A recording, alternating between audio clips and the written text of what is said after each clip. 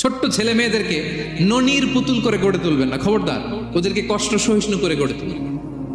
আপনি থাকতেই কষ্ট করা শিখান, তার জীবনটা স্মুথ হবে, তার ক্যারিয়ারটা ব্রাইট হবে, তার ভবিষ্যৎটা সুন্দর হবে। ছেলেমেয়েরা কিছু চাইলেই সাথে সাথে দিবেন।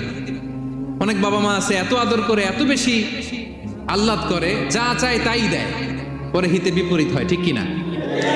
ছেলে মেয়েকে অভাব শেখান, ছেলে মেয়েকে কষ্ট শেখান, ওদেরকে সংগ্রাম শেখান, প্রতিকূল পরিবেশে কি করে টিকে থাকতে হয় এটার সবক শেখান। সেদিন লোকমান তাই করলেন, ছেলের সবর শিখাইলেন যে বাবা ধৈর্য ধারণ করো, আতঙ্কিত হবা না। জীবন এটা সহজ নয়, জীবন চলার পথ সহজ নয়, এটাকে সহজ করে নিতে হয়। কখনো সবর করে, কখনো ক্ষমা করে, কখনো অন্যকে ইগনোর করে, কখনো দোয়া করে, কখনো আল্লাহর উপর তাওয়াক্কুল করে, ঠিক কিনা? ছেলে মেয়েকে আদর করে বোঝাবেন, বাবা এখন তুমি বাবার হোটেলে খাও, মায়ের হোটেলে ঘুমাও, সারা জীবন এমন